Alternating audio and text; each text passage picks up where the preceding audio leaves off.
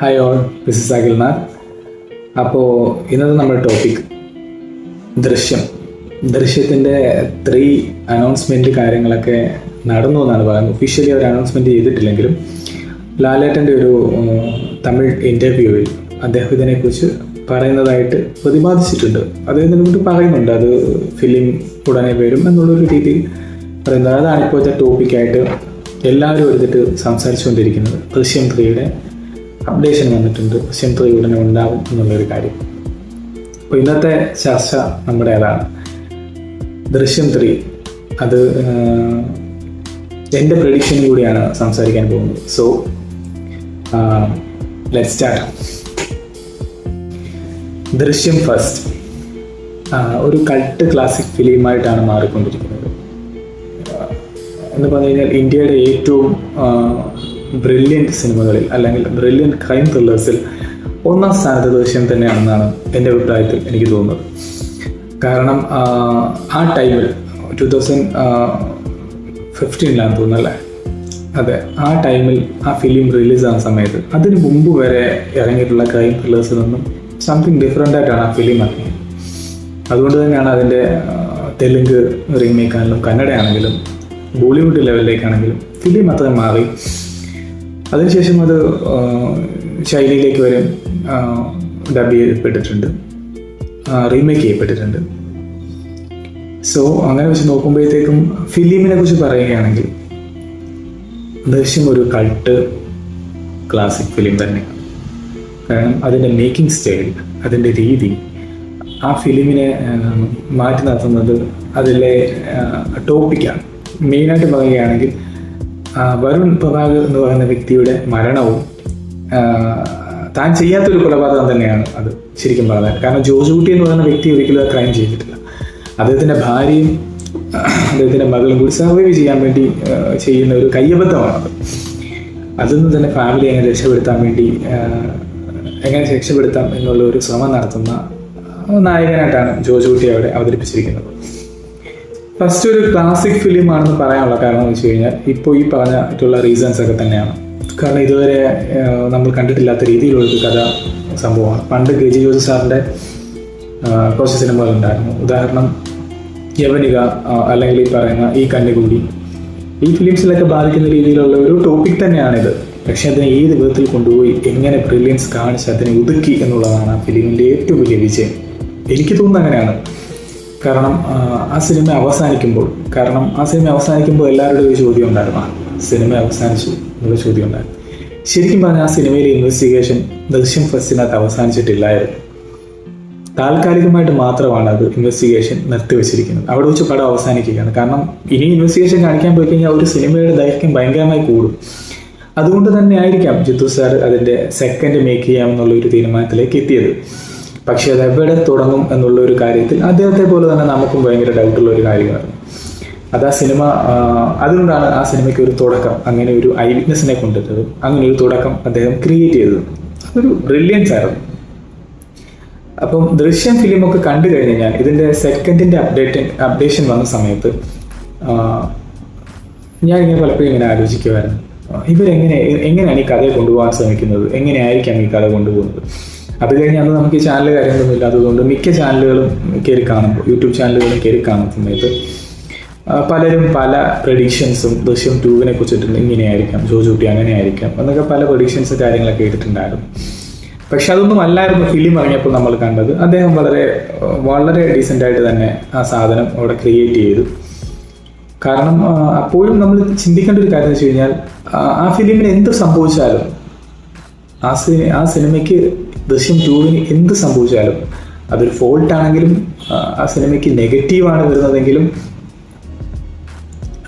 It will affect ദൃശ്യം. അതെന്തായാലും ഉറപ്പിക്കേണ്ട ഒരു കാര്യം തന്നെയായിരുന്നു. കാരണം ആ സിനിമയ്ക്ക് എന്ത് സംഭവിച്ചാലും അത് ദൃശ്യത്തെ അഫക്റ്റ് ചെയ്യുമായിരുന്നു. ദൃശ്യം 2വിന് സംഭവിക്കുന്ന എന്ത്, ഇപ്പം ഡീഗ്രേഡിങ് ആണെങ്കിൽ പോലും ദൃശ്യം ഫസ്റ്റിനെ അത് നല്ല രീതിയിൽ ബാധിക്കുമായിരുന്നു. പക്ഷെ അങ്ങനെ ബാധിക്കാതെ ആ സെക്കൻഡിനെ വൻ വിജയമാക്കിക്കൊണ്ട് തന്നെ അദ്ദേഹം അതിൻ്റെ മേക്കിംഗ് ലെവലിൽ അത്രയും കോൺസെൻട്രേറ്റ് ചെയ്ത് തന്നെ ആ സിനിമയെ വൻ വിജയമാക്കി പ്രേക്ഷകരെല്ലാവരും. അപ്പം അതിനുശേഷം പല പ്രേക്ഷകരുടെയും ചോദ്യമായിരുന്നു അതിൽ 3 എന്ന് വരും. ശരിക്കും പറഞ്ഞാൽ ആ ദൃശ്യം 2 ആ കഥ അവസാനിച്ചു അല്ലേ. വരുണിൻ്റെ ബോഡിയുടെ സ്കെലറ്റൻ ആണെങ്കിൽ പോലും കൊണ്ടുപോയി ആസിഡ് സൾഫ്യൂരിക് ആസിഡ് നോക്കി ഇല്ലാതെയാക്കി. ഇനി എന്ത് സംഭവിക്കുമെന്നുള്ള ചോദ്യത്തിൽ വലിയ ഡൗട്ടാണ് വരുന്നത്. കാരണം ആ സിനിമ അവിടെ അവസാനിച്ചു. അങ്ങനെ 2 ദൃശ്യം എന്ന് പറയുന്ന ഒരു വിസ്മയം അവിടെ അവസാനിച്ചു. പിന്നീട് പല ആൾക്കാരും ദൃശ്യം 3 വരുമോ എന്നുള്ള ചോദ്യങ്ങൾ ജിത്തു സാറിനോട് ചോദിക്കുകയും ജിത്തു സാർ ഏതോ ഒരു ഇന്റർവ്യൂവിൽ തന്നെ ഈ ദൃശ്യം 3 ക്ലൈമാക്സ് ഇരിപ്പുണ്ട് എന്നുള്ളൊരു ടോക്ക് പറയുകയും ചെയ്തു. അപ്പം അതിനുശേഷമാണ് ഇങ്ങനെയുള്ള ചോദ്യങ്ങൾ ഇങ്ങനെ വന്നുകൊണ്ടേയിരിക്കുന്നത്. ഈ ചോദ്യങ്ങൾക്കൊക്കെ അവസാനമായിട്ട് വിരാമം ഇട്ടുകൊണ്ടാണ് ലാലേട്ടൻ്റെ അപ്ഡേഷൻ ഇപ്പോൾ വന്നത്. ദൃശ്യം 3 ഇറങ്ങുമെന്നുള്ളൊരു കാര്യം വന്നിരിക്കുന്നത്. അപ്പോൾ ഇനി നമ്മൾ സംസാരിക്കാൻ പോകുന്നത് മൈ പ്രഡിക്ഷൻ. ഞാൻ സംസാരിക്കാൻ പോകുന്നത് എൻ്റെ പ്രഡിക്ഷനാണ്. എൻ്റെ പ്രഡിക്ഷനിൽ ദൃശ്യം 3 എന്ന് പറയുന്ന ഒരു ഫിലിമിൻ്റെ ആവശ്യമേ ഇല്ല എന്നുള്ളതാണ്. അതിൻ്റെ മെയിൻ കാരണം എന്ന് വെച്ച് കഴിഞ്ഞാൽ ദൃശ്യം 2 ആ ഫിലിം അവസാനിച്ചു. അതായത് ഈസ് ഫിനിഷ്ഡ്. ഇനി അത് റീക്രിയേറ്റ് ചെയ്യാൻ നോക്കിയാൽ അല്ലെങ്കിൽ ആ ഒരു മെത്തേഡ് ചൂസ് ചെയ്യാൻ നോക്കിക്കഴിഞ്ഞാൽ കാരണം അത് ഭയങ്കര ബോറായി മാറും എന്നുള്ളതാണ് എൻ്റെ അഭിപ്രായം. കാരണം എന്താ പറയുന്നത്, ഒരു ബ്രാൻഡാണ് ദൃശ്യം എന്ന് പറയുന്ന ഒരു ബ്രാൻഡാണ്. ഉദാഹരണം ലാൽജോ സാറിൻ്റെ ഒരു ഇൻ്റർവ്യൂവിൽ ലാൽജോ സാർ പറയുകയുണ്ടായി, പല ആൾക്കാരും മീശമധവൻ ഫിലിമിൻ്റെ സ്ക്രിപ്റ്റുമായിട്ട് സെക്കൻഡിൻ്റെ സ്ക്രിപ്റ്റുമായിട്ട് പുള്ളിയെ വന്ന് സമീപിച്ചിട്ടുണ്ടെന്ന് പറഞ്ഞിട്ടുണ്ട്. പക്ഷെ അതൊക്കെ കേട്ടതിന് ശേഷവും പുള്ളി പറഞ്ഞൊരു കാര്യം വെച്ച് കഴിഞ്ഞാൽ ഞാൻ ആ ഫിലിം ചെയ്യില്ല, അതിൻ്റെ സെക്കൻഡ് ഇല്ല, മീശമധവൻ അവിടെ അവസാനിച്ചു, അതിനൊരു സെക്കൻഡ് ഇല്ല എന്നാണ് അദ്ദേഹം പറഞ്ഞത്. അതിൻ്റെ മെയിൻ കാരണം എന്ന് വെച്ച് കഴിഞ്ഞാൽ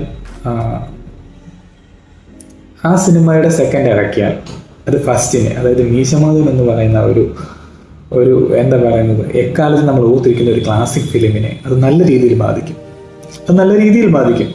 അതങ്ങനെയാണ്. അത് ഫസ്റ്റ് സെക്കൻഡ് തമ്മിലുള്ള ഒരു കമ്പാരിസൺ വരുമ്പോഴത്തേക്കും ഇനിയിപ്പോൾ ദിലീപേട്ടന് പോലും ആ രീതിയിൽ മാധവൻ എന്ന് പറഞ്ഞ കഥാപാത്രത്തെ ആ രീതിയിൽ അവതരിപ്പിക്കാൻ കഴിഞ്ഞില്ല എങ്കിൽ അത് തന്നെ ഒരു വലിയ ഫോൾട്ടായി മാറും. അതുകൊണ്ട് തന്നെയാണ് അദ്ദേഹം ആ സിനിമയുടെ സെക്കൻഡ് ഇറക്കാതെ. ഇവിടെ നമ്മൾ വരുമ്പോഴത്തേക്കും ദൃശ്യത്തിൻ്റെ കാര്യം പറയുമ്പോൾ അത് തന്നെയാണ്. ദൃശ്യം 3 ഇതൊരു ബിസിനസ് നടക്കാം, അതൊരു ബിസിനസ് നടക്കാം. കാരണം ബ്രാൻഡ് വാല്യൂ വെച്ചിട്ട് ദൃശ്യം 3 ബിസിനസ് തിയേറ്ററിൽ നടക്കാനുള്ള സാധ്യതയുണ്ട്. പക്ഷേ സിനിമ വിജയിക്കാൻ അതല്ലല്ലോ വേണ്ടത്. കാരണം വെറും ഫാൻസ് അല്ല ഫിലിം വിജയിപ്പിക്കേണ്ടത്. ആ സിനിമ നമ്മൾ ഉൾക്കൊണ്ട് ഏറ്റെടുത്ത ഒരു ഫിലിമാണ് ദൃശ്യം ഫസ്റ്റ്. അപ്പം അതേപോലെ തന്നെ ഉൾക്കൊണ്ട് ഏറ്റെടുത്ത് ഈ പടം വിജയിപ്പിക്കാൻ കഴിയണം. കാരണം അങ്ങനെ വിജയിപ്പിക്കണമെങ്കിൽ സിനിമ അത്രയ്ക്ക് സൂപ്പറായി മാറണം. ഓക്കെ, അതായത് എന്തെങ്കിലും ഒരു രീതിയിലായിരിക്കില്ല ആ സിനിമ വരേണ്ടത്. അപ്പോൾ കഴിഞ്ഞു പോയ ഒരു ഫിലിം, അതായത് എൻഡായ ഒരു ഫിലിമിന് സെക്കൻഡ് പാർട്ട്, തേർഡ് പാർട്ട് ഇതിൻ്റെ ആവശ്യം, ഒരു CB സീരീസ് പോലെ അതിൻ്റെ ആവശ്യം ഉണ്ടെന്ന് തോന്നുന്നില്ല. ദൃശ്യം എന്നും ദൃശ്യമായി നിലനിൽക്കണമെങ്കിൽ ദൃശ്യം ഫസ്റ്റ് അല്ലെങ്കിൽ സെക്കൻഡ് അതിൽ കഴിഞ്ഞു. അപ്പം അതിൻ്റെ ഒരു 3 പോകേണ്ട ആവശ്യം ഇല്ല എന്നുള്ളതാണ് എൻ്റെ ഒരു അഭിപ്രായത്തിൽ ഉള്ളത്. ഇനി അത് ആരംഭിക്കാൻ പോകുന്നത് ഏത് രീതിയിലായിരിക്കാം എന്ന് വെച്ച് കഴിയുമ്പോഴത്തേക്കും അതൊരു ഭയങ്കര ചോദ്യമായിട്ട് തന്നെ എപ്പോഴും നിലനിൽക്കുകയാണ്. കാരണം അത് എവിടെ നിന്ന് തുടങ്ങും എന്നുള്ളതാണ്. കാരണം സെക്കൻഡിന് ഒരു ടോപ്പിക് ഇല്ലാത്തത് കൊണ്ടാണ് ഒരു ഐ വിറ്റ്നസിനെ കൊണ്ടിട്ടതും അങ്ങനെ ഒരു സ്റ്റോറി അവർ ഉണ്ടാക്കിയെടുത്തത്. അത് ബ്രില്യൻസ് ആണ്. പക്ഷെ 3 പോകുമ്പോൾ എന്ത് സ്റ്റോറിയാണെന്നുള്ളൊരു ഡൗട്ട് എല്ലാവർക്കും, നിങ്ങളെപ്പോലെ തന്നെ എനിക്കുമുണ്ട്. 3 പോകുമ്പോൾ എന്ത് സ്റ്റോറിയാണ് അവിടെ ഇടാൻ പോകുന്നത് എന്നുള്ള കാര്യം ഭയങ്കര ഡൗട്ടാണ്. ഐ തിങ്ക് എൻ്റെ ഒരു പ്രഡിക്ഷനിൽ പറഞ്ഞു കഴിഞ്ഞാൽ മേ ബി ജോജുകുട്ടി ആ ഫോറൻസിക്കിലെ ഒരു മോർച്ചറിയിൽ വരുന്ന സമയത്ത് മോർച്ചറിയിലെ സെക്യൂരിറ്റി ഗാർഡിനെ പലപ്പോഴും വന്ന് കണ്ട് അയാളുമായി സൗഹൃദം സ്ഥാപിച്ച് അതിനുള്ളിൽ കയറി എന്നുള്ളതാണ് ആ ടോപ്പിക് വരുന്നത്. അപ്പോൾ അങ്ങനെ വരുന്ന സമയത്ത് മേ ബി അയാൾ വന്നിട്ടുള്ളത് ഇപ്പം മോർച്ചറിയിൽ ക്യാമറ ഇല്ലെങ്കിൽ പോലും അതിന് ചുറ്റുമുള്ള കടകളിലോ ഏതെങ്കിലും ATMസിലോ ഒക്കെ ക്യാമറ ഉള്ളതായിട്ട് പ്രതിപാദിച്ചിട്ട് അവിടെ നിന്നൊരു ഇൻവെസ്റ്റിഗേഷൻ തുടങ്ങാനാണ് ചാൻസ് എന്നുള്ളതാണ് എൻ്റെ അഭിപ്രായം. അല്ലെങ്കിൽ ആ സെക്യൂരിറ്റിയെ തന്നെ കൊണ്ടുപോയി ചോദ്യം ചെയ്യുമ്പോൾ അയാളും ജോജുകുട്ടിയും തമ്മിലുള്ള ബന്ധം അയാൾ വിവരിക്കുകയും അവിടെ നിന്നൊരു ഇൻവെസ്റ്റിഗേഷൻ തുടങ്ങാനുമാണ് സാധ്യത എന്നാണ് എനിക്ക് തോന്നുന്നത്. എൻ്റെ പ്രഡിക്ഷനാണ്. അത് ശരിയാണോ തെറ്റാണോ എന്ന് എനിക്കറിയില്ല. പക്ഷെ എൻ്റെ അഭിപ്രായത്തിൽ മേ ബി അങ്ങനെ സംഭവിക്കാനാണ് സാധ്യത കൂടുതൽ. ഇനിയിപ്പോൾ അങ്ങനെ സംഭവിച്ചാലും ഇതിൻ്റെ അവസാനം എവിടേക്കായിരിക്കും എന്നുള്ളത് ഏറ്റവും വലിയൊരു ഡൗട്ടായിട്ട് നിൽക്കുകയാണ്. കാരണം ഓവർ ട്വിസ്റ്റ് കാര്യങ്ങൾ ഇനിയും ഉൾപ്പെടുത്തി കഴിഞ്ഞാലും സിനിമയെ ബാധിക്കുന്നത് പല രീതിയിലായിരിക്കും അല്ലേ. കാരണം ജീവിതകാലം മുഴുവൻ ജോജു കുട്ടി പേടിച്ച് ജീവിക്കുന്നത് പോലെ നമുക്കും ഫീൽ ചെയ്തു തുടങ്ങും അല്ലേ. കാരണം ഈ പേടിയോട് കൂടി തന്നെ ജോജു കുട്ടി ജീവിക്കുന്നത് പോലെ നമുക്ക് തോന്നും. CBS സീരീസ് എന്ന് പറയുമ്പോഴത്തേക്കും അത് പല ഫിലിമാണെങ്കിൽ പോലും പല സ്റ്റോറിയാണ് നടക്കുന്നത് അല്ലേ. ഇവിടെ എന്ന് പറയുമ്പോൾ ആ ഒരു സ്റ്റോറിയിൽ ഒരു നായകൻ ഇങ്ങനെ കടന്ന് എന്താ പറയുക തരണം ചെയ്തുകൊണ്ടേ ഇരിക്കുകയാണ്. അപ്പം അതിൻ്റെ 3 ഇറങ്ങുമ്പോൾ നമ്മൾ ഇത് തന്നെ കണ്ടുകൊണ്ടിരിക്കുമ്പോൾ നമുക്ക് തോന്നുന്ന ഒരു ടോപ്പിക് ഇതാണ്. ഇതിനും ഭേദം പുള്ളി ജയിലിൽ പോകുന്നതായിരുന്നു എന്നുള്ളത്. കാരണം ഇങ്ങനെ സർവൈവ് ചെയ്യുന്നതിലും ഭേദം തീർന്ന് ജീവിക്കുന്നതിലും ഭേദം എന്താണ് പറയുന്നത് സമാധാനമായിട്ട് ജയിലിൽ പോകുന്നത് തന്നെയാണെന്നാണ് എൻ്റെ അഭിപ്രായം.